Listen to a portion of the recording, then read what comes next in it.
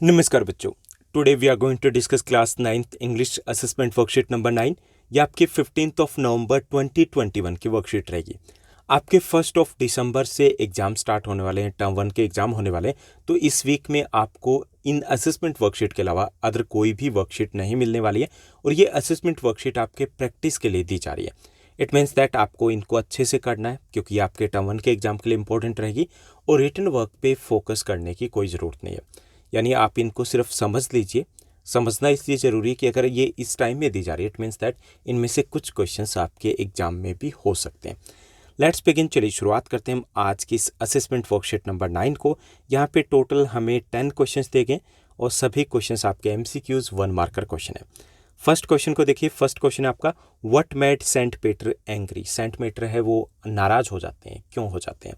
First है the women's grid, जो women औरत होती है उसके लालच के कारण। सेकंड, द वुमेन सेल्फिशनेस, वो सेल्फिश होती है इसलिए।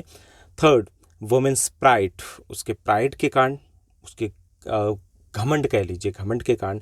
या वुमेन्स काइंडनेस, उसकी काइंडनेस के कारण। तो इसमें करेक्ट आपका जो आंसर रहेगा वो बी रहेगा, because of the women's selfishness.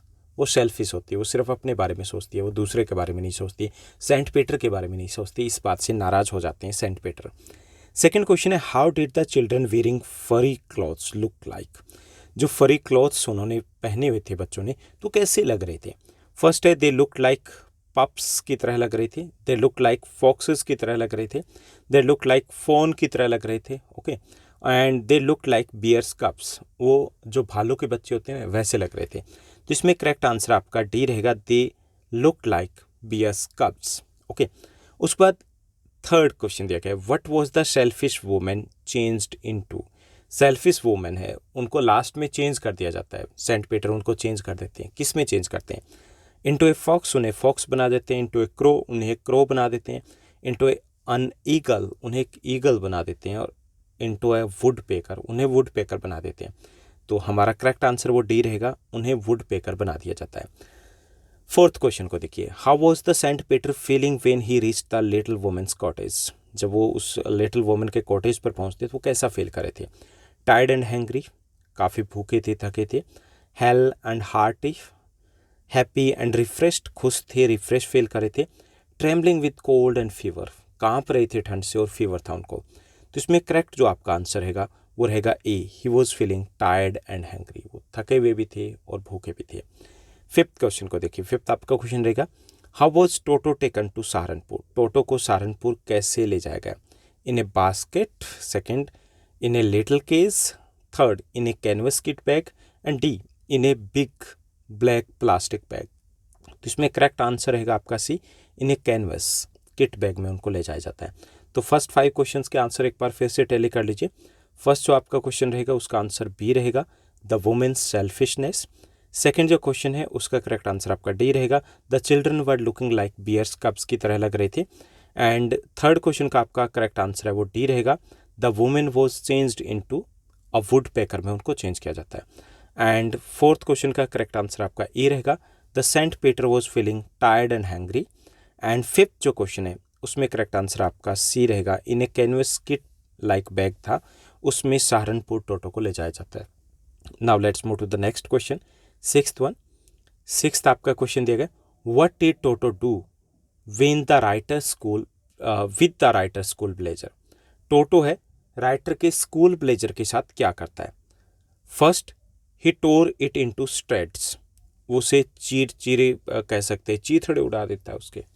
Second, ही वोर इट ऑन हिज बैक, वो अपने बैक के ऊपर उसे पहन लेता है। Third, he threw it out of the window, उसे विंडो से बाहर फेंक देता है।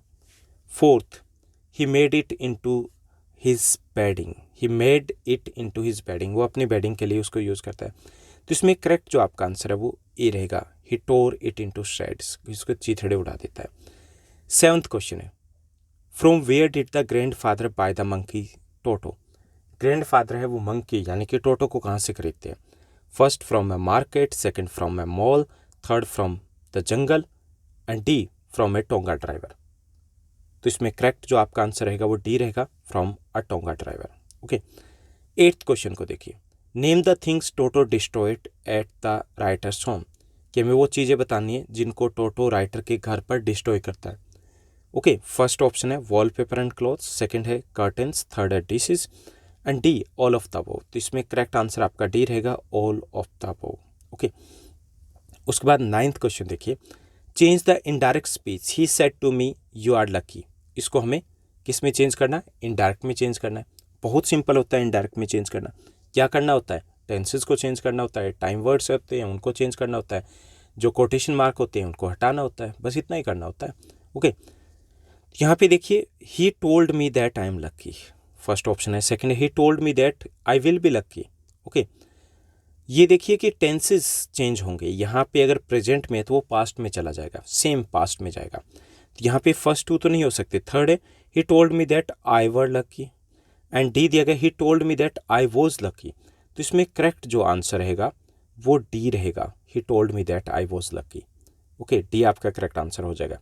उसके बाद 10th को देखिए, 10th आपका सेंटेंस दिया गया, change into indirect speech. I said to him, मैंने उसे कहा, why are you working so hard, कि आप इतनी मेहनत क्यों करें। तो इसमें 4 ऑप्शन दिए गए। फर्स्ट है आई asked him why he was working so hard, कि वो इतनी मेहनत क्यों कर रहा है। Second, I asked him why was he working so hard. I asked him was he working so hard, यहाँ पे हम क्वेश्चन बनाने की कोशिश की गई है। थर्ड दिए गए, I asked him why had he been working so hard.